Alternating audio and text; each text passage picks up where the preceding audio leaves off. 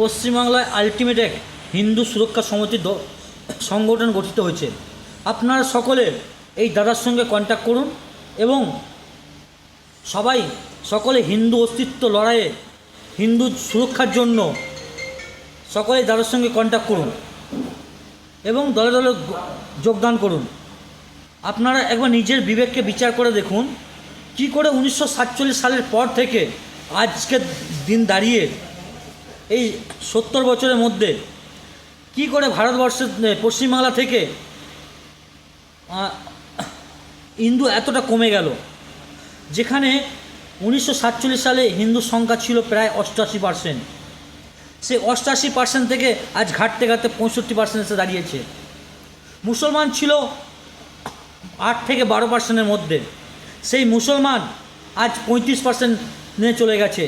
এই পশ্চিমবাংলায় রাজনৈতিক দলেরা নিজেদের স্বার্থসিদ্ধির লোভের জন্য, নিজেদের স্বার্থ পূরণের জন্য ভোরে ভোরে বাংলাদেশি মুসলমানদেরকে, রোহিঙ্গাদের ভরিয়েছে এবং বংশবিস্তার ঘটিয়েছে মুসলমানদের জন্য, ধর্মান্তরণ করিয়েছে হিন্দুদেরকে এই রাজনৈতিক দলেরা নিজেদের স্বার্থসিদ্ধি করার জন্য।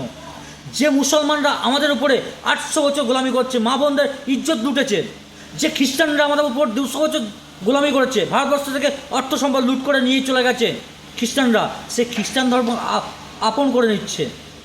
তারা জানে না যে খ্রিস্টান ধর্মে কি আছে। যাদের যিশু 4টে স্ক্রুর মাধ্যমে দিয়েতেই তারা মারা গেছে, যে যিশু মারা গেছে, যে খ্রিস্টানরা গোটা পৃথিবীতে যিশুর নাম করে করে গোটা পৃথিবীতে অত্যাচার চালিয়ে গেছে, গোটা পৃথিবীতে খ্রিস্টানরা অত্যাচার চালিয়ে গেছে, সেই খ্রিস্টান ধর্মকে আপন করছে। এমন একটা জায়গা দেখাতে পারবে যে হিন্দুরা রাজ করেছে, হিন্দুরা অন্য দেশের উপর আক্রমণ করেছে, দেখাতে পারবেন না। এতটাই শান্ত নিরীহ ধর্মকে তবুও এই নিজের ধর্ম না জেনে অন্য ধর্মকে আপন করে নিচ্ছে এই গরিব কিছু মানুষেরা। আর এর জন্য দায়ী হচ্ছে রাজনীতির লোকেরা। রাজনীতির লোকেরা আমাদের কথা মতো চললে ভালো কথা, না হলে তাদের আমাদের ভাষায় বুঝিয়ে দেবো, সেই প্রতিজ্ঞা রাখুন এবং দলে দলে এই দাদার সঙ্গে কন্ট্যাক্ট করে সকলে যোগদান করুন হিন্দু অস্তিত্ব লড়াইয়ের জন্য।